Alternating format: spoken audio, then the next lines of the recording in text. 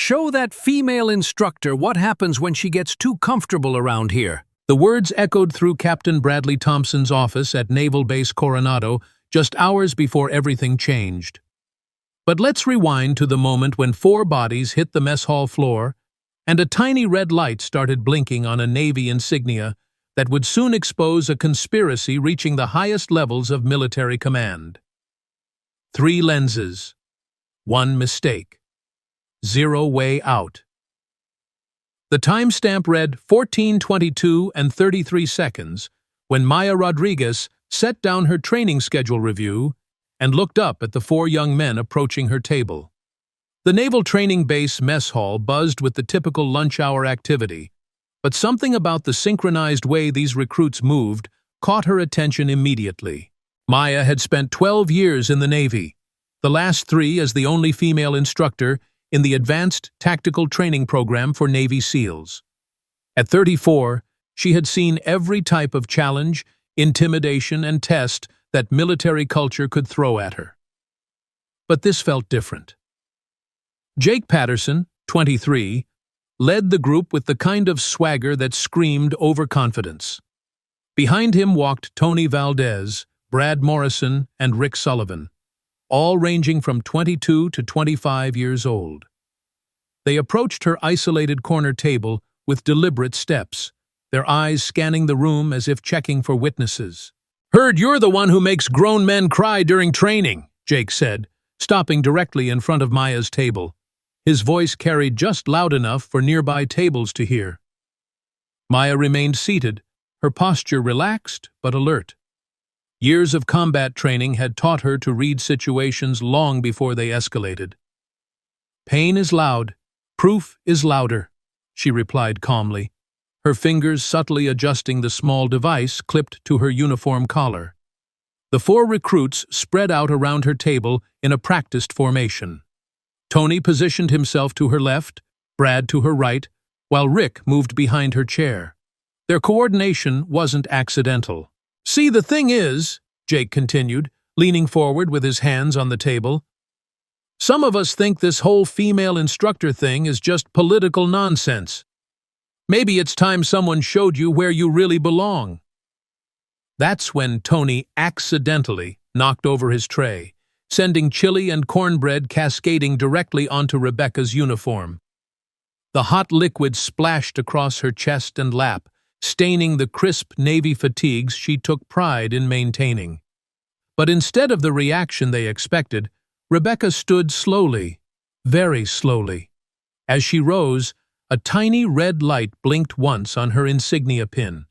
The timestamp overlay would later show 14:22 and 33 seconds, exactly when the recording began. "Gentlemen," Rebecca said, her voice steady as steel, "you just made your first tactical error." What happened next lasted exactly 60 seconds, but those 60 seconds would change everything. Jake reached for Rebecca's shoulder, probably intending to push her back into her chair. His hand never made contact. Rebecca's training kicked in with precision, honed through years of SEAL instruction. She grabbed his wrist, used his momentum against him, and sent him stumbling backward into Brad. Both men crashed into the adjacent table, sending trays and chairs scattering. Tony lunged from the left. Rebecca sidestepped, caught his arm, and guided him face first into the wall with controlled force. No excessive violence, no brutal impact, just enough to neutralize the threat.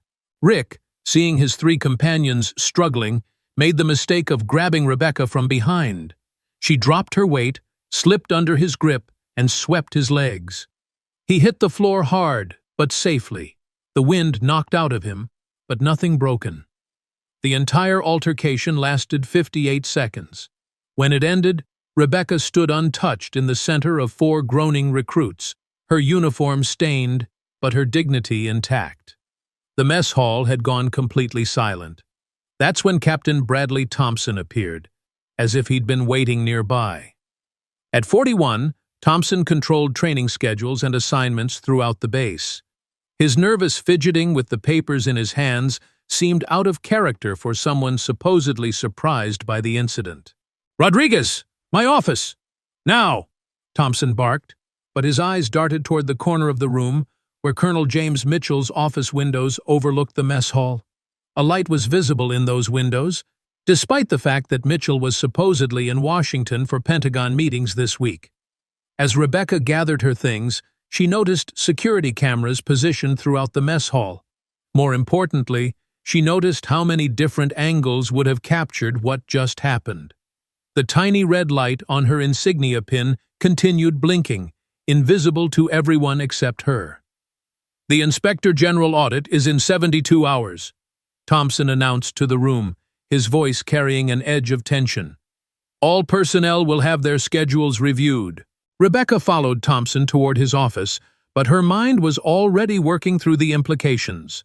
Coordinated timing, perfect positioning, Thompson's convenient arrival, and most troubling of all, the fact that someone had been watching from Mitchell's supposedly empty office. This wasn't random harassment. This was something much more dangerous. Thompson's office reeked of nervous energy and stale coffee. Training certificates covered one wall, while the other displayed a complex organizational chart showing the command structure for SEAL training operations.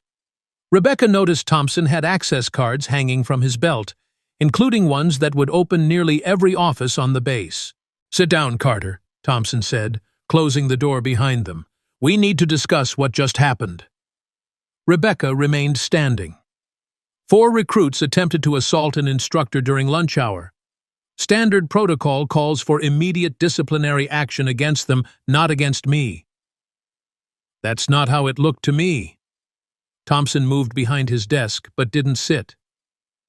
What I saw was an instructor using excessive force against trainees who were clearly just engaging in some harmless rookie behavior. Harmless? Rebecca's voice remained level, but her eyes hardened. Harassment based on gender isn't harmless, Captain.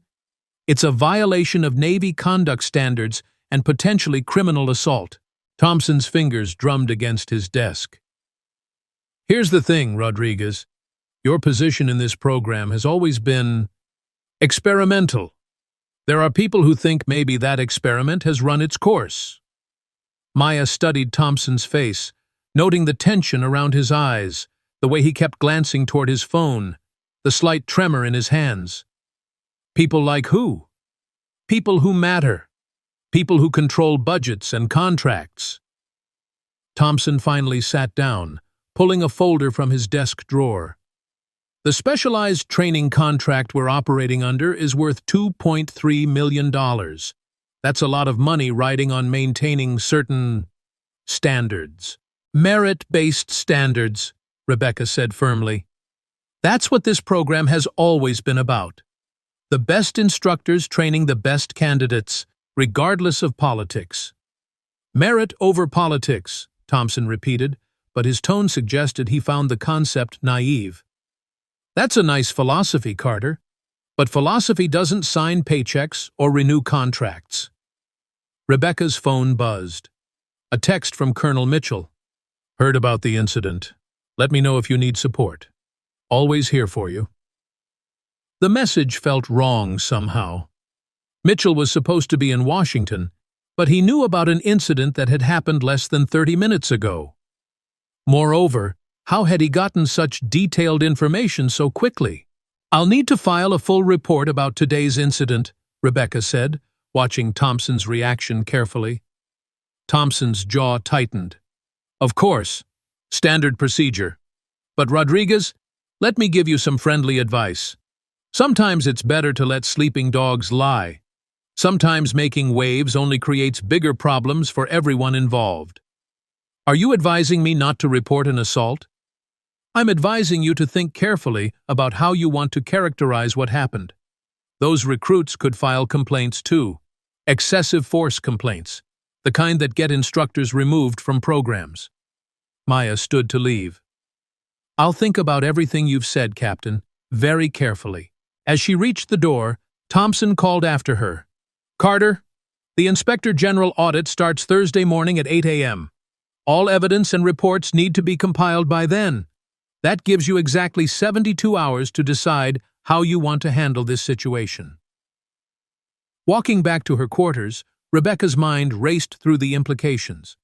The coordinated nature of the recruit's approach, Thompson's immediate appearance, Mitchell's suspiciously quick knowledge of the incident, and now Thompson's barely veiled threats about her position in the program. But Rebecca had advantages Thompson didn't know about. 3 types of recording devices, to be precise. The insignia camera clipped to her uniform collar provided a 180-degree view of everything at chest level. The audio pickup hidden in her belt buckle captured conversation from 15 feet in any direction. And the backup phone recorder in her cargo pocket served as insurance against equipment failure. All 3 devices had been recording during the mess hall incident. All 3 had captured Thompson's barely veiled threats. And all 3 would continue recording until she had enough evidence to understand exactly what was happening here. Rebecca had learned long ago that in the military, as in combat, preparation and documentation often mattered more than raw courage. Pain might be loud, but proof was always louder. Back in her quarters, Rebecca secured the door and began reviewing the footage from the mess hall incident. The video quality from her insignia camera was remarkably clear, showing not just the confrontation itself, but the coordinated timing of the recruit's approach. More interesting was what the footage revealed about their preparation. All 4 men had checked their watches at exactly 14:20 when they stood up from their original table. Jake had made a subtle hand signal before they approached. Tony had positioned his tray for maximum spillage impact before the accident. This level of coordination didn't happen spontaneously. Someone had planned this encounter, coached these recruits, and positioned them for maximum effect.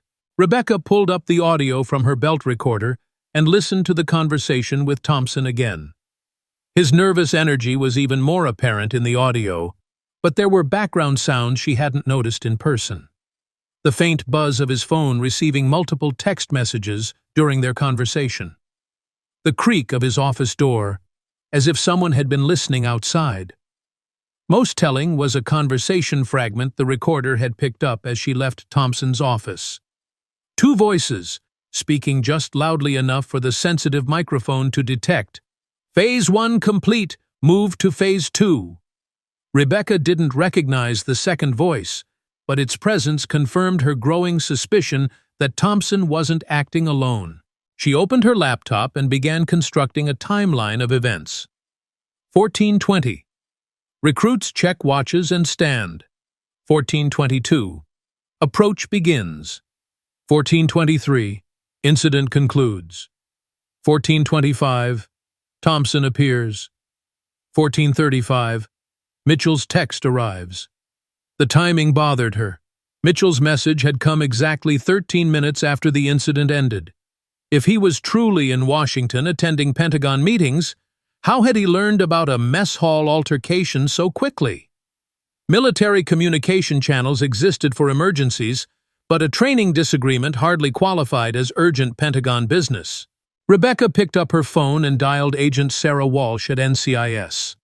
Walsh had been her mentor during a joint training exercise 2 years earlier, and had repeatedly told Rebecca to call if she ever needed help navigating military bureaucracy. Walsh? Agent Walsh, this is Rebecca Carter at Coronado.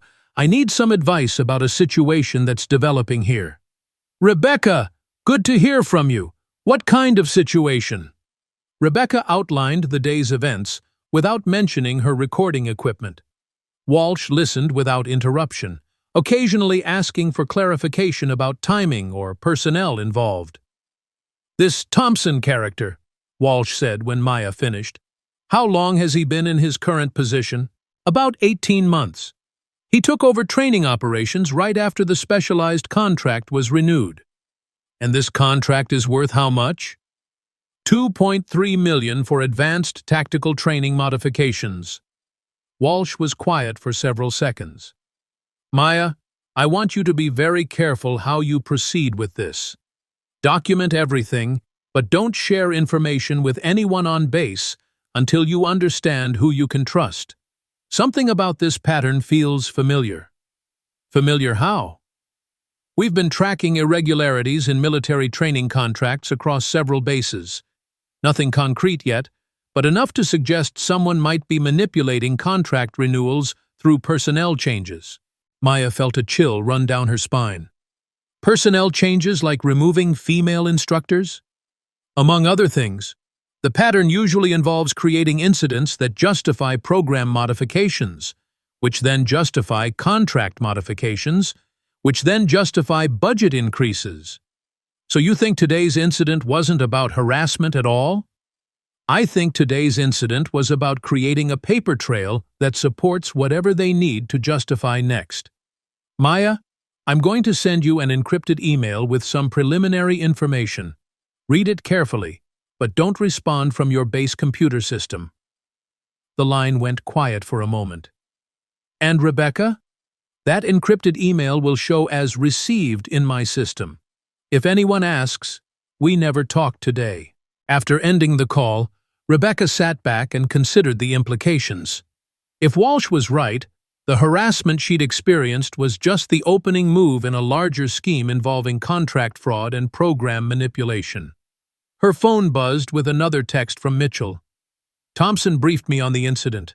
Don't worry about the recruits. I'll handle their discipline personally when I return from Washington. Again, the message felt wrong. Military discipline didn't work that way.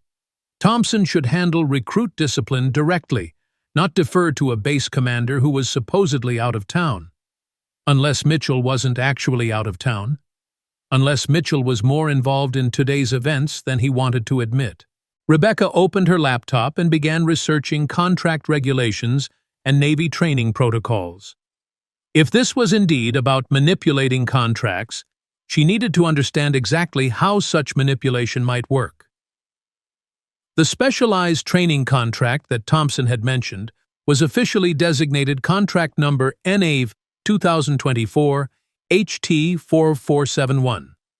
It covered advanced tactical instruction for SEAL candidates, with provisions for program modifications based on operational effectiveness reviews and personnel capability assessments. In plain English, that meant the contract could be modified if someone decided the current training wasn't effective, or if they determined that current personnel weren't capable of delivering required results. Rebecca realized with growing alarm that her removal from the program would trigger both conditions. An incident involving instructor misconduct would question personnel capability. The subsequent program changes would question operational effectiveness. Both would justify contract modifications. The question was, who would benefit from those modifications? Before she could dig deeper into contract details, her door chime sounded. Rebecca quickly closed her laptop and checked the peephole. Agent Walsh stood in the hallway, holding a manila envelope. "That was fast," Rebecca said, opening the door. "I was already on base for another matter," Walsh replied, stepping inside. "But Rebecca, what I'm about to show you changes everything about your situation." Walsh opened the envelope and spread several documents across Rebecca's small dining table. The papers showed financial records, personnel transfers, and contract modifications from 3 other naval bases over the past 2 years. "Look at the pattern," Walsh said, pointing to a timeline chart. "Each case starts with an incident involving a specialized instructor, usually someone who's been effective, but represents some kind of change from traditional personnel. Female instructors? Not always. Sometimes minority instructors, sometimes instructors with non-traditional backgrounds. The common factor is that they're all highly competent people whose removal would be controversial under normal circumstances." Rebecca studied the documents. At each base, the incidents had been followed by program reviews, personnel changes, and contract modifications. In every case, the modifications had increased the contract value significantly. "The money goes where?" Maya asked. "That's what we're still investigating. The contracts get modified to include new requirements, additional training protocols, enhanced oversight provisions, all legitimate-sounding additions that justify higher payments. But the money doesn't all go to improved training." "Exactly," Some gets diverted through shell companies, consulting fees, equipment purchases that never happen.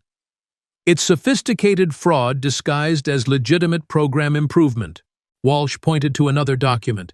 Here's what really concerns me. At each base where this happened, there was always one senior officer who helped facilitate the instructor's removal while maintaining plausible deniability. Someone respected and trusted. Someone the targeted instructor would never suspect until it was too late. Rebecca felt the pieces clicking into place. Mitchell's convenient absence from base, his detailed knowledge of the incident, his offers to help that kept her close while he monitored her investigation. "Colonel Mitchell," she said quietly. Walsh nodded. "We've been watching him for 6 months. Rebecca, you're not the first instructor he's done this to, and you won't be the last unless we can prove what he's doing." "So, what do I do?" "Exactly what you're already doing. Document everything. But now you know what you're really looking for." Walsh gathered the documents. "And Rebecca? Mitchell doesn't know we're on to him yet. That's your advantage. Use it. What would you do if you discovered your trusted mentor was behind the conspiracy against you?" The betrayal Rebecca's facing cuts deeper than any physical attack. When someone you've looked up to for years turns out to be orchestrating your downfall. Let me know in the comments below how you think you'd handle discovering this level of deception. After Walsh left, Rebecca returned to her laptop with new purpose. She needed to understand not just what was happening, but exactly how Mitchell was orchestrating it. The evening brought her first break. While reviewing base access logs that she could access through her instructor privileges, Rebecca discovered that Mitchell's key card had been used to enter his office at 23:45 last night. The logs showed him leaving at 01:30. But according to his official travel itinerary, Mitchell had flown to Washington 2 days ago for meetings that were scheduled to last through the end of the week. Rebecca cross-referenced the timeline with other base security data. Mitchell's key card had been used 3 times this week, all during overnight hours when his absence wouldn't be noticed by general personnel. Someone was using Mitchell's access to conduct business on base while maintaining the appearance that he was in Washington. The question was whether that someone was Mitchell himself, or whether someone else had gained access to his credentials. Rebecca spent the next several hours reviewing everything she could access about the timing of recent events. The more she investigated, the more convinced she became that Mitchell was orchestrating the entire situation while maintaining perfect deniability. Her phone buzzed with a text from Thompson. "Incident review meeting tomorrow at 0900. Bring your report." Rebecca texted back, "I'll have everything documented." Thompson's reply came immediately. "Good. Let's resolve this quickly and quietly." But Rebecca had no intention of resolving anything quietly. She was going to document every detail, follow every lead, and expose every person involved in this conspiracy. Because if Walsh was right, this wasn't just about her career. It was about protecting future instructors and maintaining the integrity of military training programs. Pain might be loud, but proof was about to become deafening. The next morning brought new challenges and new revelations. Rebecca arrived at Thompson's office precisely at 9 a.m., carrying a folder that contained her official incident report along with printouts of several pieces of supporting evidence. Thompson wasn't alone. 3 other officers sat around his conference table. Lieutenant Commander Patricia Hayes from Personnel, Major David Brooks from Base Security, and surprisingly, Colonel Mitchell himself. "Colonel," Rebecca said, genuinely surprised, "I thought you were in Washington this week." Mitchell smiled warmly. "Flew back early when I heard about the incident. Couldn't let one of my best instructors handle this alone." The warmth in his voice was exactly what Rebecca had expected from her mentor and base commander. It was also exactly what made him so effective at manipulation. "Rebecca," Mitchell continued, "Captain Thompson has briefed me on yesterday's events. I want you to know that we all support you completely. These kinds of incidents are unfortunately common, when integrating new personnel into traditional programs. Rebecca took her seat and opened her folder. "Thank you, Colonel. I've prepared a comprehensive report." "Before we review that," Thompson interjected, "I think it's important that we all understand the broader context here. The specialized training program is under enhanced scrutiny from Pentagon oversight. Any incidents that suggest program instability could impact our contract renewal." Lieutenant Commander Hayes nodded. "The timing is particularly sensitive. Contract review begins next month." Rebecca looked around the table, noting how each officer's comments seemed to reinforce the same message. Her incident was a threat to program stability that needed to be managed carefully. "With respect," Rebecca said, "the incident yesterday was a clear case of coordinated harassment that I defended against using appropriate force. The threat to program stability comes from tolerating that kind of behavior, not from addressing it." Major Brooks opened a folder of his own. "Our preliminary investigation suggests the situation might be more complex than it initially appeared." "Complex how?" "The 4 recruits involved have all provided statements indicating they believed they were participating in an authorized training exercise." Rebecca felt her pulse quicken. "An authorized training exercise?" "According to their statements," Brooks continued, "they were told by a superior officer that they were being tested on their ability to engage with instructors in realistic scenarios." Thompson leaned forward. "Of course, no such exercise was actually authorized, but their belief that it was authorized complicates the disciplinary situation significantly." Rebecca realized she was watching a masterful setup unfold. The recruits had been given plausible deniability for their actions, while she was being positioned as someone who had overreacted to a misunderstanding. "Which superior officer allegedly authorized this exercise?" she asked. Brooks and Thompson exchanged glances. "The recruits claim they received their instructions through an intermediary. They never spoke directly with the authorizing officer." "How convenient." Colonel Mitchell spoke up.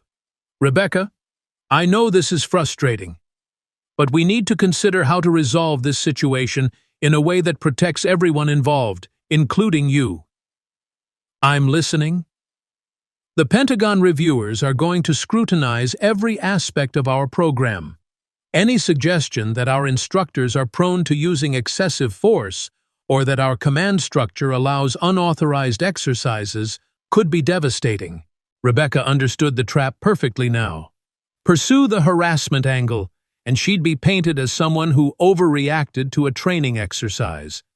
Pursue the unauthorized exercise angle, and she'd be highlighting command failures that threatened the entire program.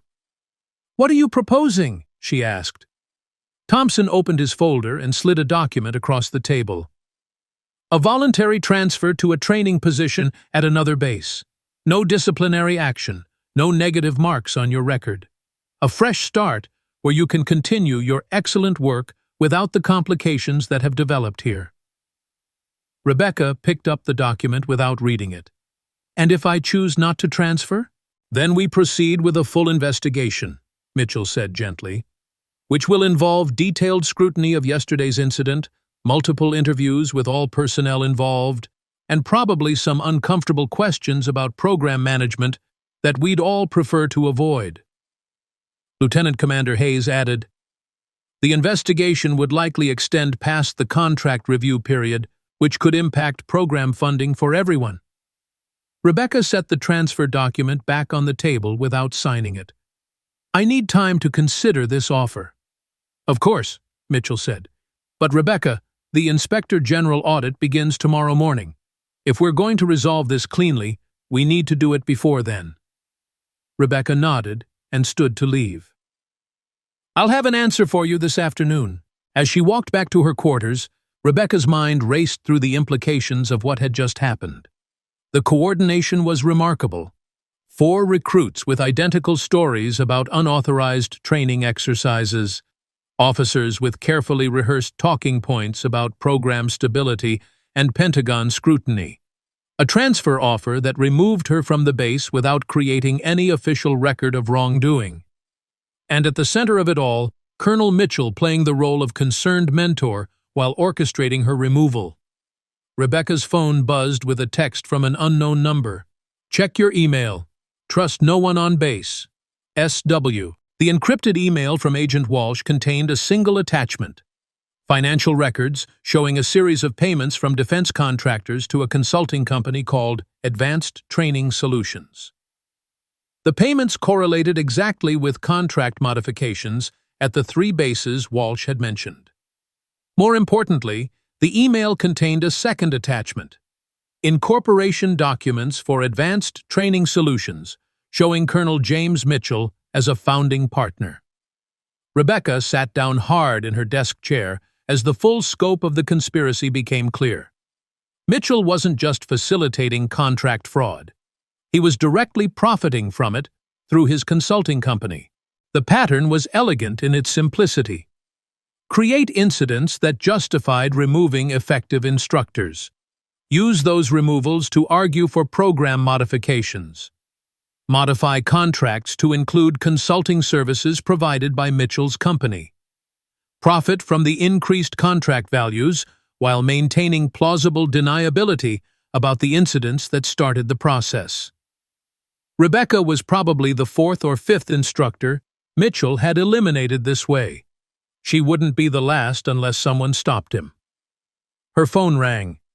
Thompson's number. "Carter, I need to move our afternoon meeting up to 1300 hours. The Inspector General's advance team arrived early." "I'll be there." "Good. And Carter, I hope you'll make the right decision for everyone involved." Rebecca hung up and looked at her laptop screen, where Mitchell's financial records still glowed. She opened a new document and began typing her real response to Thompson's offer. But first, she had some evidence to gather.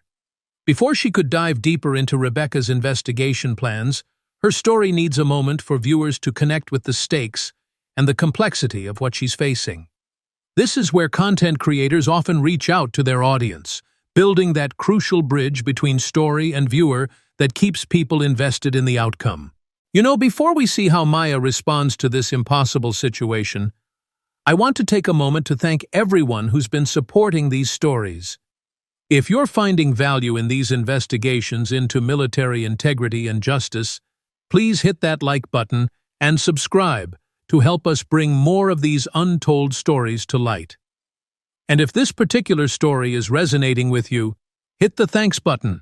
Your support directly helps us research and verify these complex cases. Quick question for everyone watching. Where are you tuning in from? I'd love to know what countries our viewers call home. Drop your location in the comments. It's amazing to see how these stories of institutional courage connect with people around the world. Now, if you only had one camera recording and found yourself in Rebecca's position, what would be your first move to protect yourself? Let me know in the comments. Some of you might have insights that even experienced investigators would find valuable. Rebecca spent the next 3 hours before her meeting with Thompson gathering evidence that would either save her career or destroy it completely. She started by mapping out every interaction she'd had with base personnel over the past month, looking for patterns that might reveal who else was involved in Mitchell's scheme. The exercise revealed disturbing correlations. 3 other instructors had been transferred from the base in the past 18 months, all following incidents that had questioned their judgment or effectiveness. In each case, their departures had been followed by program modifications that expanded contract requirements. Rebecca pulled up personnel files for the transferred instructors, noting their backgrounds and specialties. Maria Stevens, expert in underwater demolition training. Kevin Wright, specialist in Arctic warfare instruction. Jennifer Walsh, advanced sniper training coordinator. All highly skilled, all representing diversity in traditionally male-dominated specialties, all removed following incidents that had initially seemed unrelated. But viewed through the lens of Mitchell's financial interests, the pattern became obvious. Each instructor's removal had created justification for bringing in external consulting services to maintain training quality. Those consulting services were provided by Advanced Training Solutions at premium rates. Rebecca realized she was looking at a systematic effort to replace internal military expertise with external contracting that benefited Mitchell personally. Her investigation was interrupted by her door chime. Rebecca quickly saved her work and checked the peephole. Agent Walsh stood outside, but this time she wasn't alone.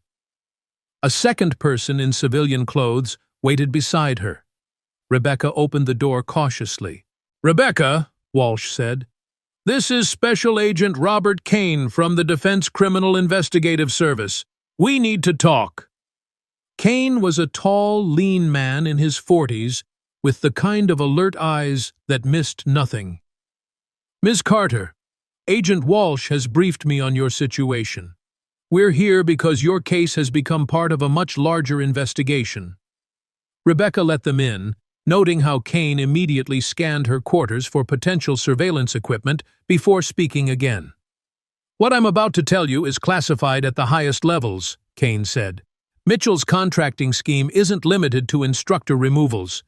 We believe he's part of a network that's been manipulating military contracts across multiple branches of service." Walsh added, "The conspiracy involves at least a dozen senior officers and possibly several defense contractors. The total fraud could exceed $50 million. Rebecca felt the weight of the revelation. $50 million? Advanced Training Solutions is just one of several shell companies being used to funnel money from legitimate defense contracts into private accounts. Mitchell's role is to create justifications for contract modifications that allow the fraud to continue. Kane opened his briefcase and pulled out a tablet computer. "Rebecca, what we're about to ask you to do is extremely dangerous, but you're the first person we've found who's in position to gather direct evidence of Mitchell's methods." "What kind of evidence?"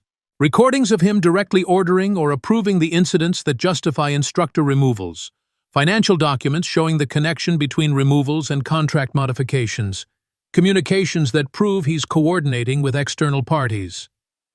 Walsh leaned forward. "Rebecca, Mitchell doesn't know we're investigating him yet, but if you transfer tomorrow, as he's expecting, we lose our best opportunity to gather the evidence we need to stop him." "And if I don't transfer?" Kane's expression was grim. "Then he'll escalate. Based on what we've seen at other bases, Mitchell has contingency plans for instructors who don't cooperate. Those plans usually involve creating evidence of more serious misconduct that justifies immediate dismissal. Or worse," Walsh added quietly. Rebecca understood the implications. "So my choice is to transfer quietly and let him continue victimizing other instructors, or stay and risk having my career destroyed by fabricated evidence." "There is a third option," Kane said. "Help us gather enough evidence to arrest him and everyone else involved in this conspiracy. But that option requires you to put yourself at considerable risk." Rebecca thought about Maria Stevens, Kevin Wright, Jennifer Walsh, and all the other skilled instructors whose careers had been sacrificed to feed Mitchell's greed. She thought about the recruits who were being corrupted into participating in harassment schemes.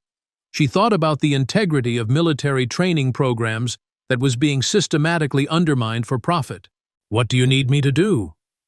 Kane and Walsh exchanged glances.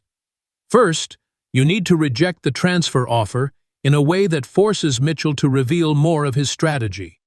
We need him to show his hand. Second," Walsh continued, "you need to maintain your current recording protocols while expanding them to capture communications and meetings you wouldn't normally document." Kane pulled up files on his tablet. "We're going to provide you with additional recording equipment that's virtually undetectable. But Rebecca, once you start using this equipment, there's no going back. If Mitchell discovers what you're doing, he'll view you as a direct threat." "What kind of threat?" "The kind that people like Mitchell eliminate rather than transfer. Maya looked at the tablet screen, which showed technical specifications for miniaturized recording devices and wireless transmission equipment. The technology was far more sophisticated than her current gear. "How long would I need to keep this up?" "The Inspector General audit starts tomorrow," Walsh said. "That gives us a natural deadline. If we can gather enough evidence during the audit period, we can coordinate arrests with the IG investigation. If not," Kane finished the thought. "If not, Mitchell will likely succeed in removing you, and we'll have to start over with another instructor at another base, assuming we can find one willing to take the risk." Rebecca understood she was being offered the chance to be either a hero or a victim. The choice was entirely hers. "I'll do it." Kane nodded. "Rebecca, what you're agreeing to do takes enormous courage. But I need you to understand that from this moment forward, you're effectively working undercover. You can't trust anyone on this base except us." "Not even other instructors?" "Mitchell's conspiracy works because he identifies and corrupts people who should be trustworthy. Until we know the full extent of his network, everyone is potentially compromised." Walsh stood to leave. "Rebecca, we'll be monitoring your situation remotely, but we can't intervene directly without compromising the investigation. You'll be largely on your own." After they left, Rebecca sat in her quarters staring at the sophisticated recording equipment Kane had provided. The devices were remarkably small.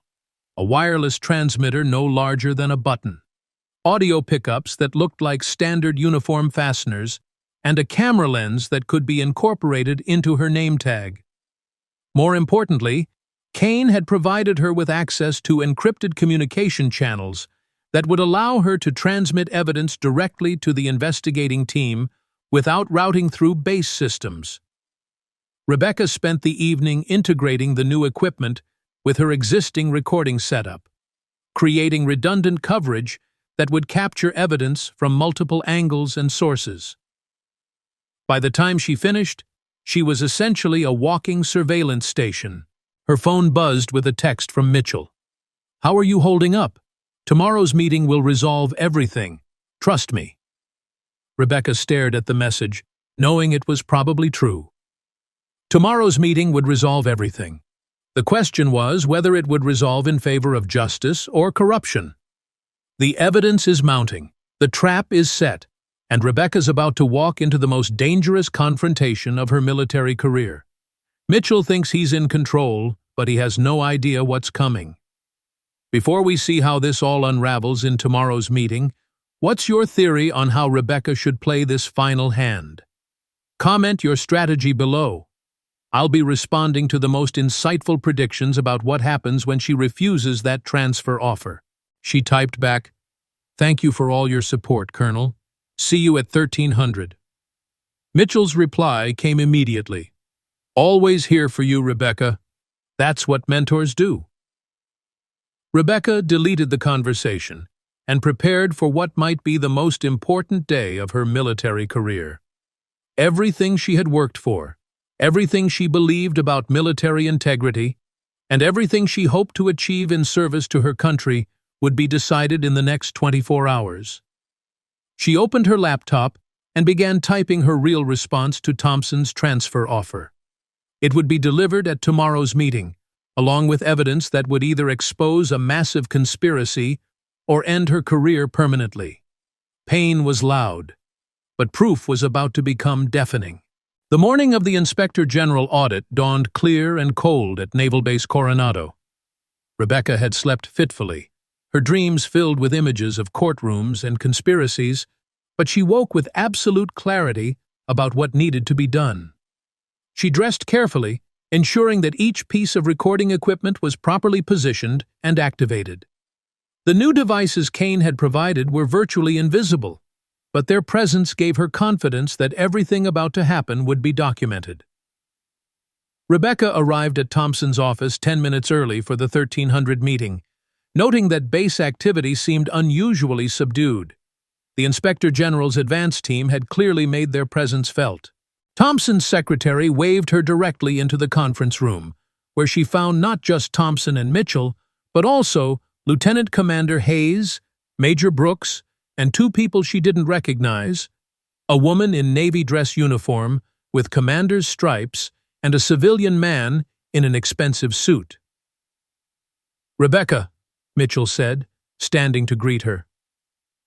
"I'd like you to meet Commander Jessica Taylor from the Inspector General's office and Mr. David Harrison from Pentagon Procurement Oversight." Rebecca shook hands with both newcomers, noting how Harrison's eyes seemed to catalog every detail about her appearance and demeanor. Taylor was more direct in her assessment, studying Rebecca with the intensity of someone accustomed to uncovering institutional problems. "Ms. Carter," Taylor said, "we're here to review the incident that occurred 2 days ago as part of our broader audit of training protocols. I understand you've prepared a comprehensive report?" Rebecca placed her folder on the table but didn't open it yet. "Yes, Commander. Though I should mention that my understanding of the incident has evolved significantly since I began investigating the circumstances." Thompson shifted uncomfortably in his chair. "Rebecca, we've discussed the importance of resolving this matter quickly and cleanly. Actually, Captain Thompson, I've decided not to accept the transfer offer you presented yesterday." The silence in the room was immediate and complete. Rebecca could see Mitchell's jaw tighten almost imperceptibly, while Thompson's face flushed red. Harrison leaned forward. "Ms. Carter, I understand there was an option for you to transfer to another position. May I ask why you've chosen not to pursue that option?" Rebecca opened her folder and began distributing copies of her report to everyone at the table. "Because the transfer would allow the systematic corruption of military training programs to continue unchecked." Taylor picked up her copy of the report and began reading immediately. Her expression grew increasingly serious as she progressed through the document. "Rebecca," Mitchell said, his voice carrying a warning tone, "I think you need to be very careful about making accusations you can't support." "I can support every accusation in that report, Colonel. In fact, I've been supporting them with documented evidence for the past 2 days." Rebecca pulled out a second set of documents. "These are financial records showing payments from defense contractors to Advanced Training Solutions, a consulting company owned by Colonel Mitchell." Mitchell's face went pale. "Where did you get those documents?" "The same place I got these communications showing coordination between contract modifications and instructor removals at 3 other naval bases." Rebecca distributed the communications records, watching as each person at the table absorbed the implications of what they were reading. Harrison looked up from the documents. "Ms. Carter, these are serious allegations. I hope you understand the gravity of what you're suggesting. I understand that systematic contract fraud has been disguised as program improvement across multiple bases, resulting in millions of dollars being diverted from legitimate military training into private accounts." Commander Taylor set down the reports and looked directly at Mitchell. "Colonel, I think we need to suspend this meeting and conduct individual interviews with all personnel involved." "That won't be necessary," Mitchell said, his voice suddenly cold. "Ms. Carter has clearly been influenced by outside parties who have their own agenda regarding this base's operations." Thompson nodded. "Colonel Mitchell is right. This whole situation has been blown completely out of proportion by people who don't understand the complexities of modern military contracting." Rebecca realized she was watching Mitchell's network activate in real time. Thompson's immediate support wasn't coincidental.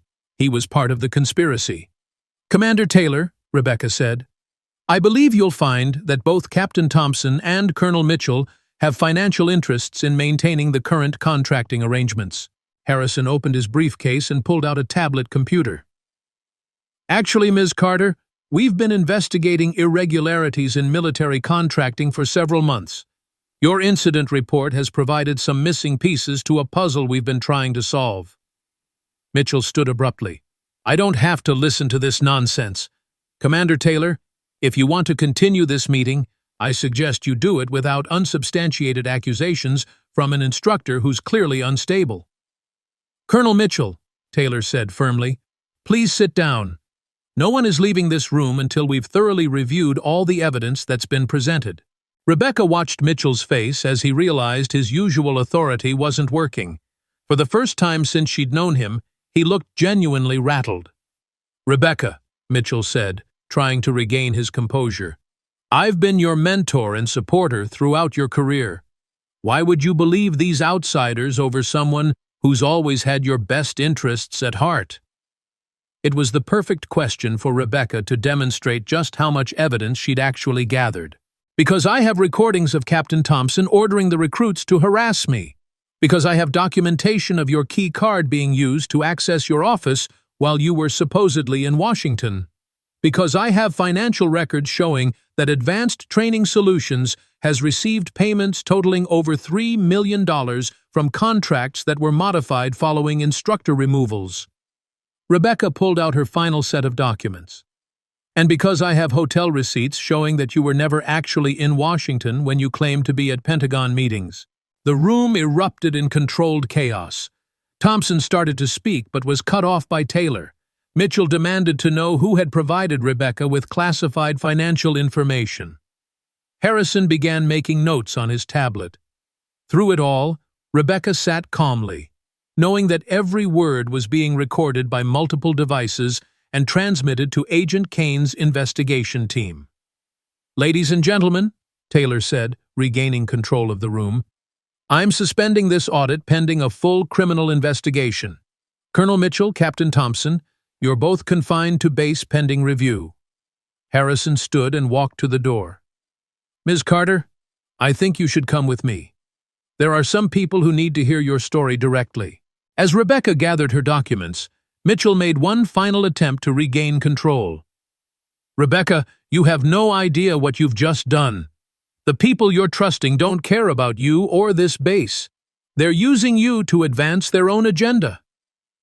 Rebecca looked at her former mentor and felt nothing but sadness for the corruption that had consumed his integrity. "Colonel, the only agenda I care about is making sure that instructors can do their jobs without being harassed, threatened, or removed to benefit someone's bank account." She followed Harrison toward the door, but turned back for one final comment. "Pain is loud, Colonel, but proof is louder." Walking across the base toward the Inspector General's temporary offices, Rebecca reflected on how much had changed in just 3 days. An incident that had started as harassment had revealed a conspiracy that reached the highest levels of military command. But more importantly, it had proven that individual courage could still make a difference in institutional systems that seemed too large and complex to change. Rebecca's phone buzzed with a text from Agent Kane. "Outstanding work. Full arrests begin in 1 hour." She looked around the base that had been her home for 3 years, knowing that it would never be quite the same. But for the first time since the incident began, she felt certain that it would be better. Justice wasn't always loud, Rebecca realized. Sometimes it was as quiet as a recording device capturing truth, one conversation at a time. The real test, though, was just beginning. The Inspector General's temporary command center buzzed with controlled intensity as Rebecca found herself at the center of what would later be called the largest military contracting fraud investigation in naval history. Commander Taylor had assembled a team of investigators, auditors, and legal specialists who worked with the precision of a surgical strike team. "Ms. Carter," Agent Kane said, reviewing the evidence Rebecca had provided, "what you've accomplished in 72 hours is remarkable. But now we need to move quickly before Mitchell realizes how much we know." Rebecca sat in a secure conference room surrounded by documents, digital displays, and recording equipment that made her own surveillance setup look primitive by comparison. Through the window, she could see base personnel going about their normal routines, unaware that their command structure was about to undergo a complete transformation. "The recordings you transmitted during today's meeting gave us everything we needed for immediate arrests," Kane continued. "But Mitchell is smart. He'll try to destroy evidence and contact his network the moment he realizes he's been compromised. Commander Taylor looked up from her tablet. "Rebecca, I need you to understand that what happens next might be difficult to watch. Mitchell has been your mentor for years. Seeing him arrested and processed as a criminal suspect won't be easy." Rebecca thought about all the instructors whose careers had been destroyed, all the recruits who had been corrupted into participating in harassment schemes, all the legitimate training programs that had been undermined for profit. "Commander, I've already watched Colonel Mitchell destroy everything I believed about military integrity. Seeing him face justice for what he's done will be the easiest part of this entire experience." Through the conference room's speaker system, they heard Agent Walsh's voice. "All units, we have confirmation that targets are still in their respective offices. Mitchell is attempting to access his computer system. Thompson is on a phone call with an unknown party. Recommend immediate action." Kane stood and moved toward the door. "Rebecca, you can observe the arrests from here if you choose. Or you can return to your quarters while we handle the operational details." Rebecca didn't hesitate. "I want to see this through to the end." The arrests happened simultaneously at 14:35, exactly 1 hour after Rebecca had rejected the transfer offer in Thompson's conference room. Through the command center's multiple camera feeds, Rebecca watched as NCIS agents entered both Mitchell's and Thompson's offices with professional efficiency. Mitchell's arrest was captured by 3 different cameras. The man who had been the most respected officer on the base, who had mentored Rebecca through her most challenging career moments, who had represented everything she admired about military leadership, sat behind his desk, looking suddenly old and defeated. "Colonel James Mitchell," Agent Walsh said, her voice carrying across the audio feed, "you're under arrest for conspiracy to commit fraud against the United States, violation of the Uniform Code of Military Justice Article 92, and racketeering. You have the right to remain silent." Mitchell didn't resist. He didn't argue. He simply stood up slowly and extended his hands for the handcuffs, his face showing the resignation of someone who had always known this moment might come. Thompson's reaction was entirely different. The man who had orchestrated Rebecca's harassment began shouting about illegal searches and demanding to speak with his lawyer before the agents had even finished reading his rights. His panic was so complete that he knocked over his coffee mug, sending papers scattering across his office floor. "Captain Bradley Thompson," the arresting agent announced, "you're under arrest for conspiracy to commit fraud, obstruction of justice, and conduct unbecoming an officer. You have the right to remain silent, though I recommend you consider cooperation given the evidence we've compiled against you." Rebecca watched both arrests with a mixture of satisfaction and sadness. These weren't monsters or cartoon villains. They were military officers who had chosen personal profit over institutional integrity, and now they were facing the consequences of those choices. Kane returned to the conference room as the arrests concluded. "Both suspects are in custody.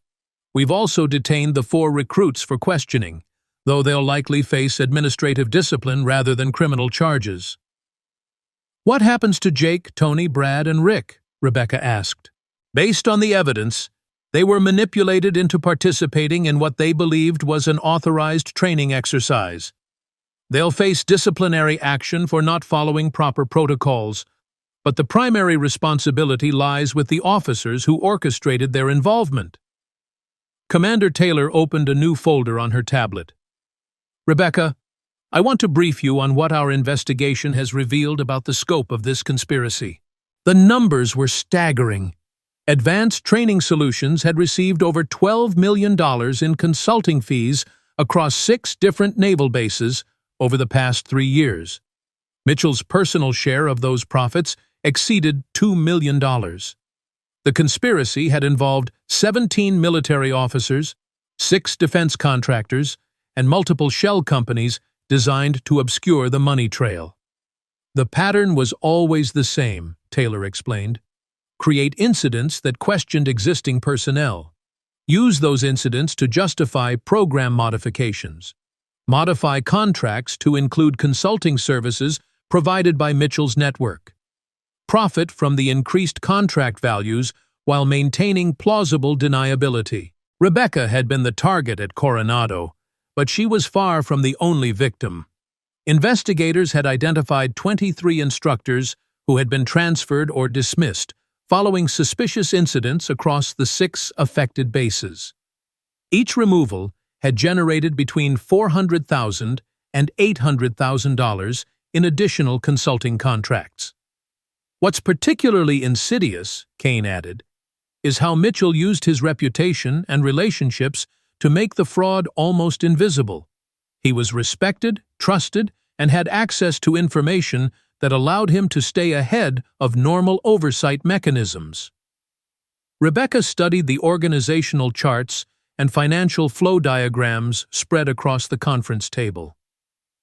How long would this have continued if we hadn't caught him? Indefinitely, Taylor said grimly. Mitchell was planning to expand the scheme to Marine training bases next year. We found preliminary target assessments for potential victims at Camp Pendleton and Quantico. The scope of what they had prevented was sobering. Dozens of additional careers would have been destroyed. Hundreds of millions of dollars would have been diverted from legitimate military training.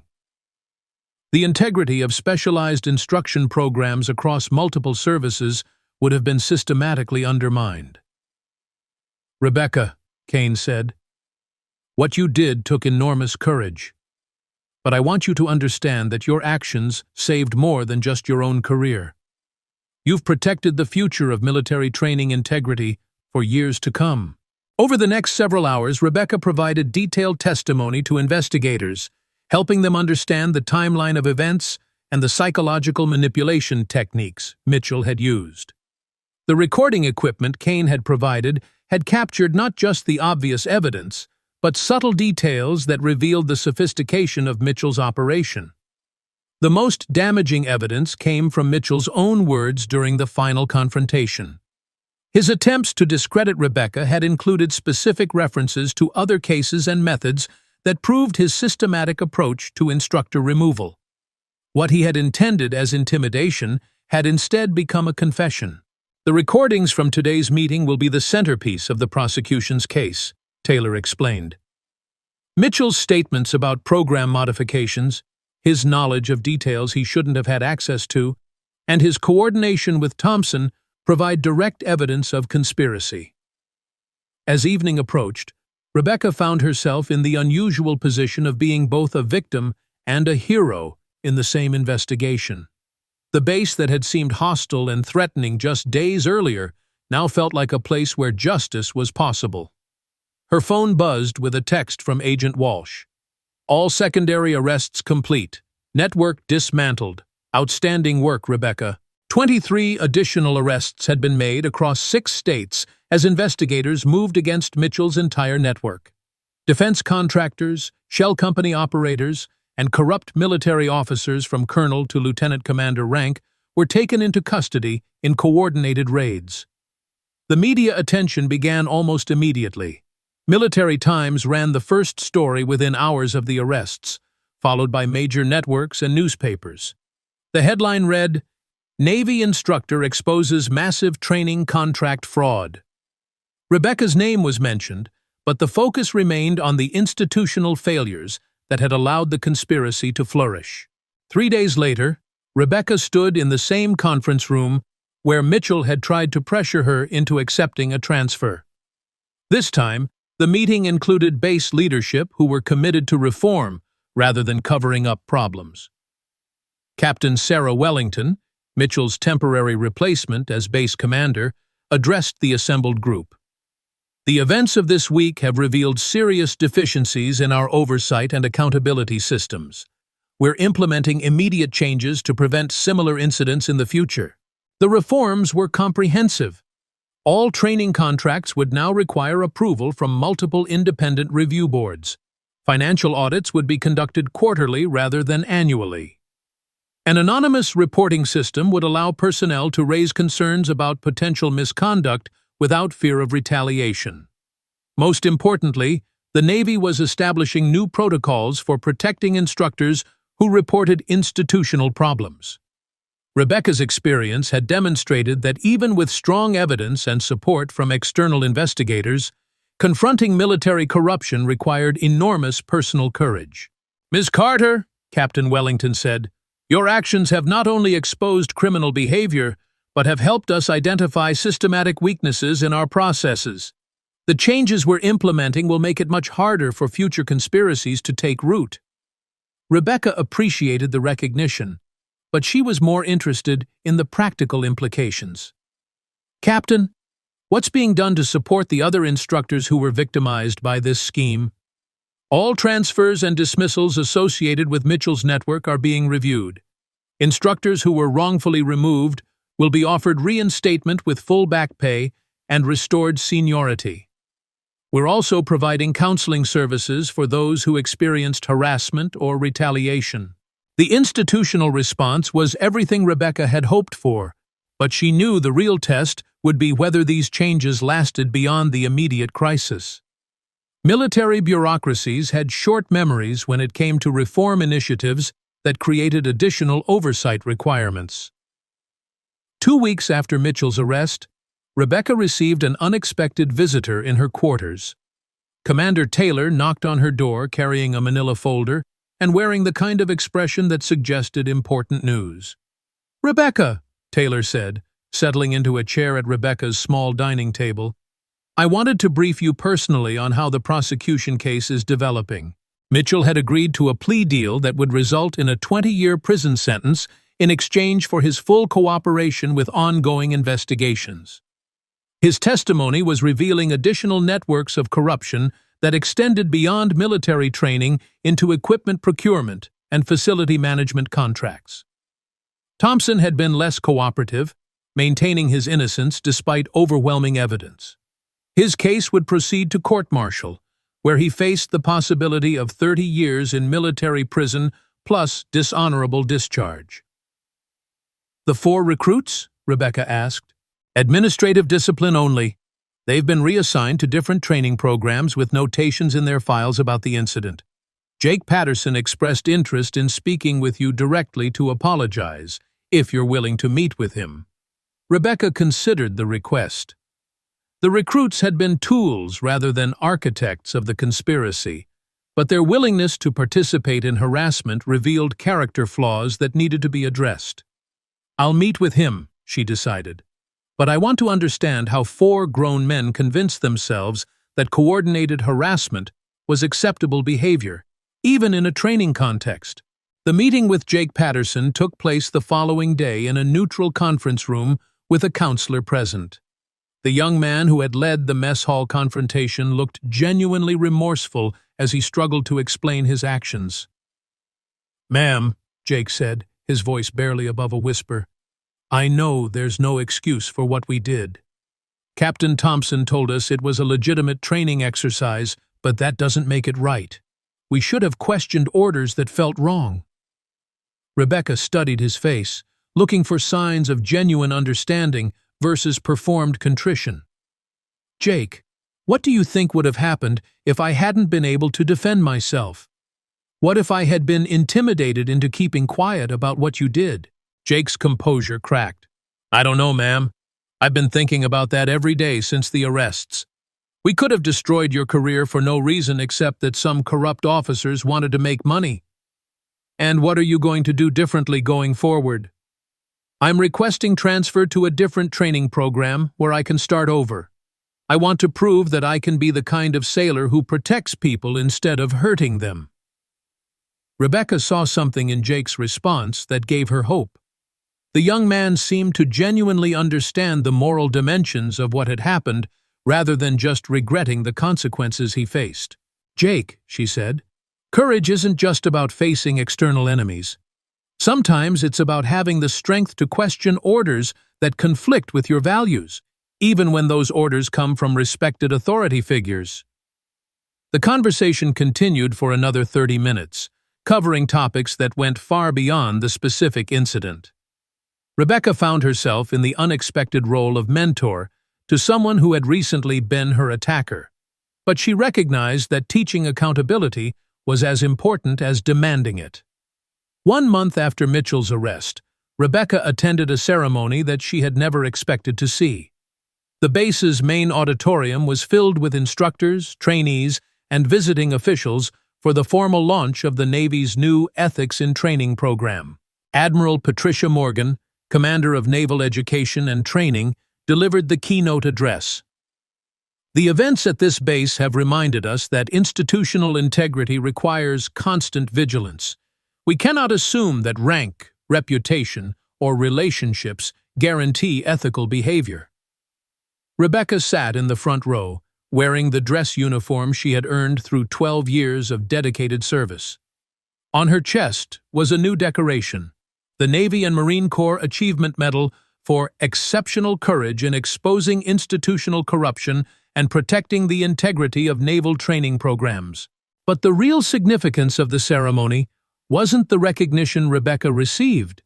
It was the commitment from Navy leadership to implement systematic changes that would prevent future corruption. The new protocols Rebecca had helped design were being adopted fleet-wide. After the ceremony, Rebecca walked across the base that had been her home for 3 years. The physical buildings looked the same, but the atmosphere felt completely different. Personnel who had avoided her during the investigation now approached with respect and gratitude. Chief Petty Officer Williams, a senior instructor who had worked with Rebecca for 2 years, stopped her near the mess hall where everything had started. "Carter," he said, using the informal address that indicated genuine respect. "I owe you an apology. When all this was happening, I wasn't sure what to believe. I should have supported you from the beginning." Rebecca appreciated the sentiment, but she understood the complexity of the situation. "Chief, you were dealing with incomplete information and conflicting loyalties. What matters is that you're supporting institutional change now." "More than supporting it," Williams replied. "I'm helping implement the new oversight protocols. We're making sure that what happened to you can't happen to anyone else." That evening, Rebecca sat in her quarters, reviewing the stack of correspondence that had accumulated over the past month. Letters from other instructors who had faced similar situations. Messages from military personnel expressing support. Requests for interviews from journalists and researchers studying institutional reform. One letter stood out from the others. It came from Maria Stevens, the underwater demolition instructor who had been transferred from the base 18 months earlier. "Dear Rebecca," the letter began, "I heard about your courage in exposing Mitchell's conspiracy. I wanted you to know that your actions have given meaning to what happened to me. For months I blamed myself for the incident that led to my transfer. Now I understand that I was a victim of systematic fraud rather than a failure as an instructor." Maria's letter continued for 2 pages, describing how Mitchell's network had destroyed her confidence and derailed her career trajectory. But she also wrote about the opportunities that had opened up following Mitchell's arrest. The Navy was reviewing all questionable transfers and offering remedial support to affected personnel. "Because of what you did," Maria concluded, "I'm being offered a chance to return to specialized instruction with full rank restoration.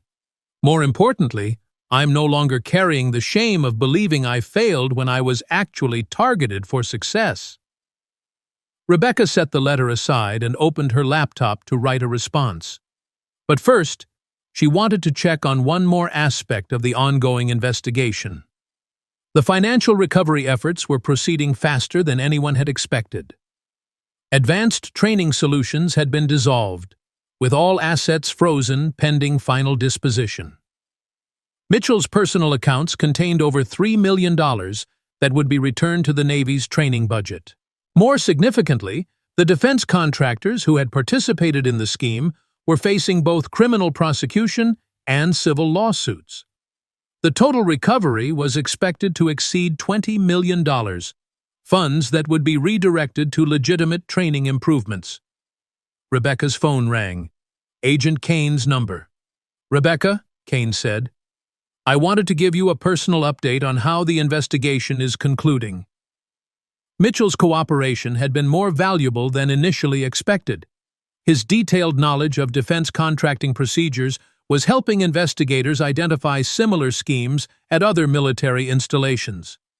The Department of Defense was launching a comprehensive audit of training contracts across all service branches. "The ripple effects of your case are being felt throughout the military," Kane explained. "What started as one instructor refusing to be intimidated has become a catalyst for systematic reform." Rebecca felt a deep sense of satisfaction, but also a recognition that her role in the larger story was concluding. The institutional changes were in motion. The criminals were facing justice. The victims were receiving support. Her part was done. "Kane," she said, "what's next for you?" "More investigations, unfortunately. Your case has generated dozens of leads about similar problems at other installations. We'll be busy for years following up on what you helped us uncover." After the call ended, Rebecca walked outside to watch the sunset over San Diego Bay. The base around her looked peaceful in the golden evening light, but she knew it was a different place than it had been a month ago. The changes weren't just in new policies and procedures. They were in the understanding that individual courage could still make a difference in large institutions. Her phone buzzed with a text from Captain Wellington. "Rebecca, I hope you'll consider staying at Coronado as we implement these reforms. Your experience and insights would be invaluable as we build a better training program." Rebecca looked out at the water and considered her options. She could transfer to another base and start fresh, leaving behind the complexity of being known as the instructor who exposed the conspiracy. She could accept promotion opportunities that had suddenly become available as the Navy sought to retain personnel who demonstrated exceptional integrity. Or she could stay at Coronado and help build the institutional changes she had fought to achieve. The choice felt important not just for her career, but for the larger question of whether reform efforts would have staying power beyond the immediate crisis. Rebecca typed her response. "Captain, I'd be honored to stay and help build a training program that reflects the best of what military service can be." 3 months later, Rebecca stood in front of a new class of SEAL candidates for the first orientation session of the reformed training program. The recruits looked eager, nervous, and young in the way that reminded her why she had chosen instruction as her specialty. "Welcome to Advanced Tactical Training," she began, using the same words she had spoken to dozens of classes over the past 3 years. But this time, the context was completely different.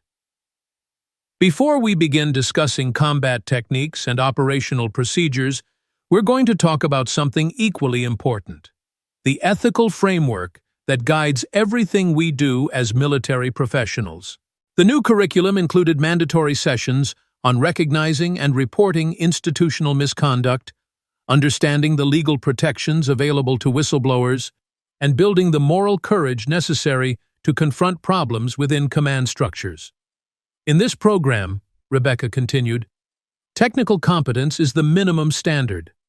We're also training you to be the kind of leaders who protect institutional integrity even when it's personally difficult.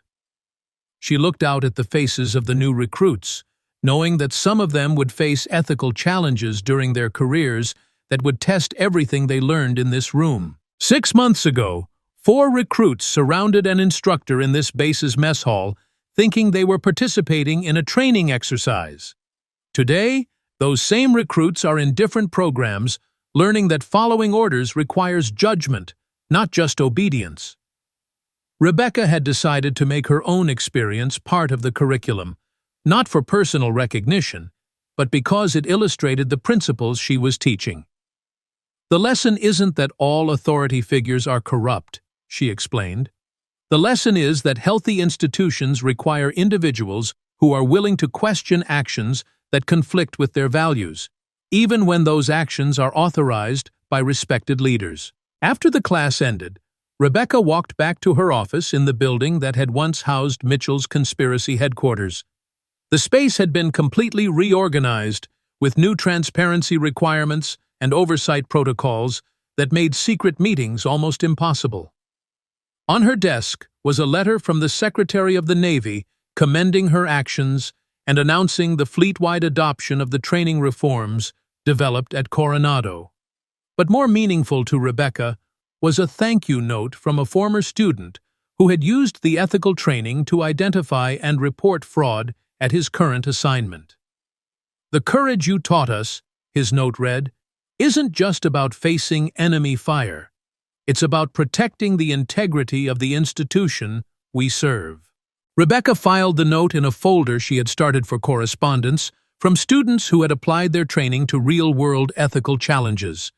The folder was getting thick, suggesting that the reforms were having their intended effect.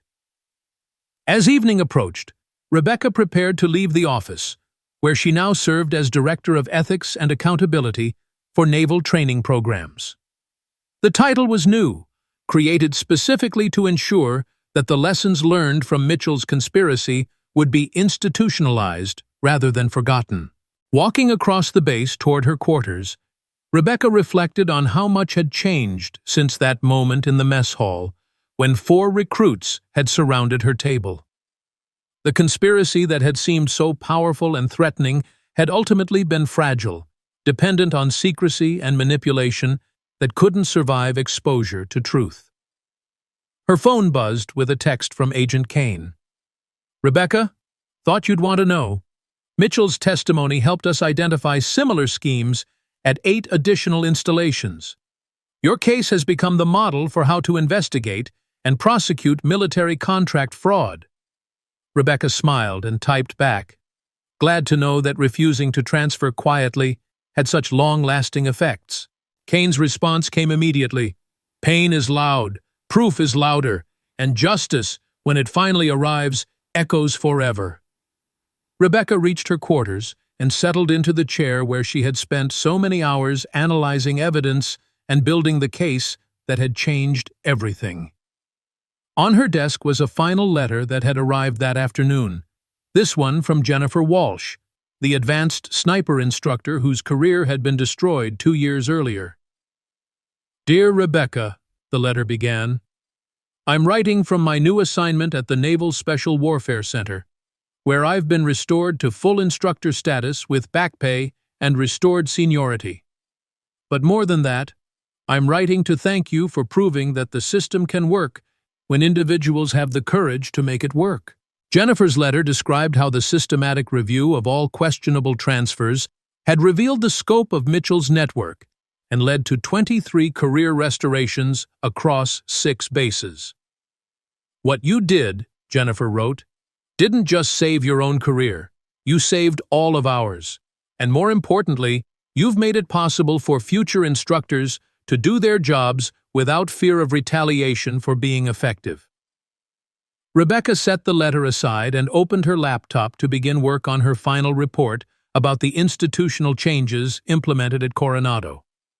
The document would be distributed throughout the Navy as a template for other installations implementing similar reforms. But first, she wanted to send a message to someone who had been on her mind throughout the investigation. "Jake," she typed, addressing the message to Patterson's new assignment at a training facility in Virginia. "I heard you've been selected for advanced leadership training. Congratulations on proving that people can learn from their mistakes and become better than their worst moments." Jake's response came within an hour. "Ma'am, everything I've accomplished since leaving Coronado has been built on the foundation of understanding you gave me about real accountability. Thank you for seeing potential in someone who had disappointed you so completely." Rebecca closed her laptop and walked to the window overlooking San Diego Bay. In the distance, she could see ships returning from training exercises, carrying new generations of sailors who would benefit from the institutional changes that had emerged from one woman's refusal to accept injustice quietly. The base around her had returned to its normal rhythm of training and preparation, but it was forever changed by the understanding that institutional integrity required constant vigilance and individual courage. 6 months after Mitchell's arrest, Rebecca received an invitation that brought the story full circle.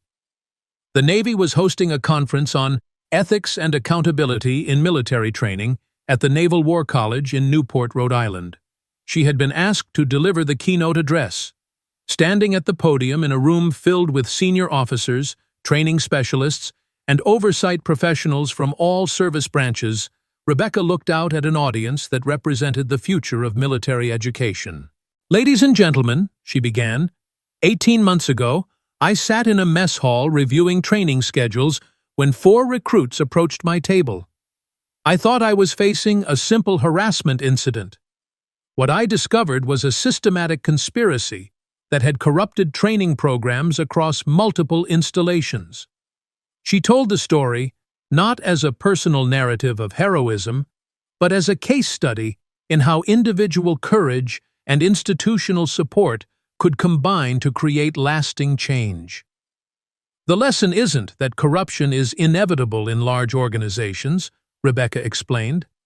The lesson is that healthy institutions require individuals who are willing to take personal risks to protect collective integrity. Her speech concluded with a challenge to the audience. Each of you has the potential to be the person who refuses to accept injustice quietly. The question is whether you'll have the courage to act when that moment arrives. After the conference, Rebecca flew back to San Diego with a renewed sense of purpose.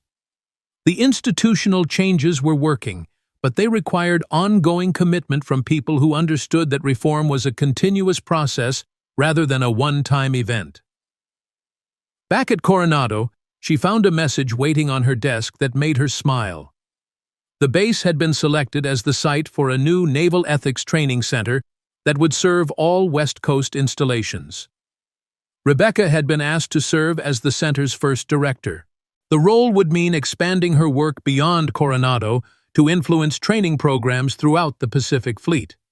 It would also mean that the lessons learned from Mitchell's conspiracy would have permanent institutional form rather than depending on individual memory. Standing in her office as the sun set over San Diego Bay, Rebecca reflected on the journey from that moment in the mess hall to this new opportunity for service.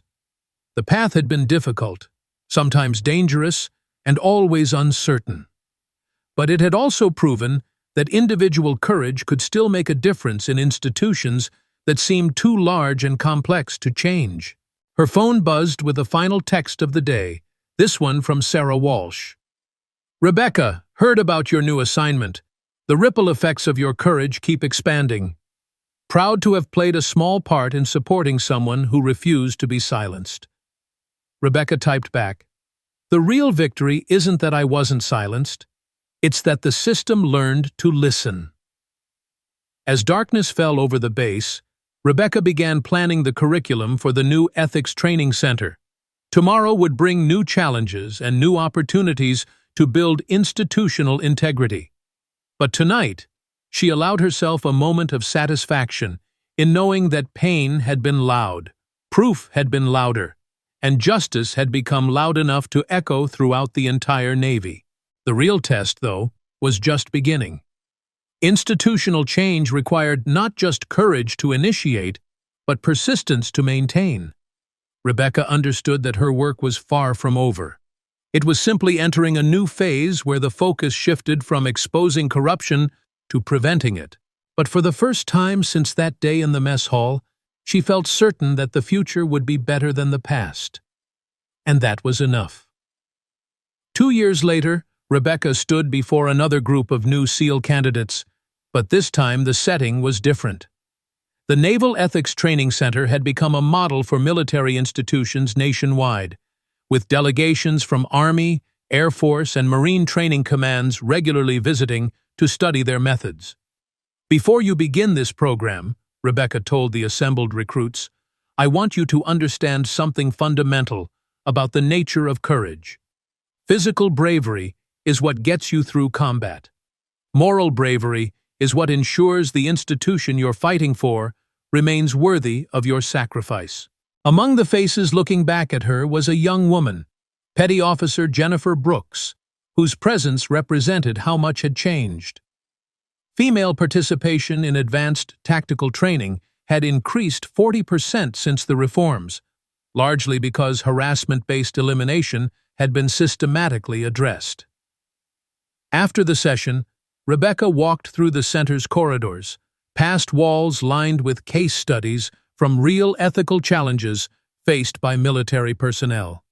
The Mitchell conspiracy was there, but it was just one example among many of how individuals could choose institutional integrity over personal convenience. Her phone buzzed with a message that made her pause. It was from Jake Patterson, now a chief petty officer at his Virginia assignment. "Ma'am, used your training today to report a procurement irregularity. Thought you'd want to know the ripple effects are still spreading." Rebecca smiled and typed back, "The ripple effects never stop. That's the point." In her office, she found a stack of applications for the center's new fellowship program designed to train the next generation of ethics instructors. Among the applicants was a familiar name, Tony Wilson, one of the original 4 recruits from that day in the mess hall. His application essay was remarkable in its honesty. "I want to spend my career ensuring that other young sailors never make the mistakes I made. The instructor who could have destroyed my future instead taught me that redemption requires action, not just regret." Rebecca made a note to schedule Wilson for an interview. The center's mission included demonstrating that people could grow beyond their worst moments, but only if they were willing to do the work required for genuine change. As evening approached, she received one final piece of correspondence that captured everything she had hoped to achieve. It was a letter from Admiral Morgan, announcing that the Navy's ethics training model was being adopted by NATO allies facing their own institutional challenges. "Your refusal to accept injustice quietly," the Admiral wrote, "has created a template for institutional reform that extends far beyond our own service. The courage you demonstrated in a mess hall has become doctrine studied in military academies across 3 continents." Rebecca filed the letter and walked to the window overlooking the training grounds, where new generations of sailors learned not just tactical skills, but the moral framework necessary to use those skills responsibly. In the distance, she could see the mess hall where everything had started. It looked ordinary in the fading light, just another building on a military base. But Rebecca knew that ordinary places could become extraordinary when individuals chose to act on their principles rather than their fears. Her final task of the day was reviewing the center's annual report, documenting how ethical training had prevented 17 potential incidents of institutional misconduct across the Pacific Fleet. The numbers represented careers saved, integrity preserved, and public trust maintained. But the real measure of success wasn't in statistics. It was in the knowledge that every person who passed through the center's programs carried with them the understanding that individual courage remained the foundation of institutional integrity. Rebecca turned off her office lights and walked toward her quarters, knowing that tomorrow would bring new challenges and new opportunities to strengthen the ethical foundations of military service. The words that had defined her journey echoed in her mind one final time. "Pain is loud, proof is louder. But the loudest sound of all is the silence that follows when justice has been served and institutions choose to become better than they were." And in that silence, the future was being built one ethical decision at a time. 3 weeks later, Rebecca received a message that reminded her why the work mattered. A young lieutenant from Norfolk Naval Base had used the ethics training to expose a harassment ring before it could claim any victims. Another instructor in Hawaii had reported financial irregularities that led to the recovery of stolen equipment worth hundreds of thousands of dollars. Each case was different, but the pattern was the same: individuals choosing courage over comfort, integrity over convenience. Rebecca opened her laptop and began drafting the center's mission statement for the coming year. "We train military professionals to recognize that defending democracy begins with defending the democratic values within our own institutions." She paused, then added one final line that captured everything she had learned. "Because when good people choose to act, corruption cannot survive the light of truth." The future was no longer silent. It was speaking in the voices of ethical leaders trained to listen. You are not alone. Someone wants to hear you. Share your story. Thank you for watching to the end. Please like and subscribe to Stereo.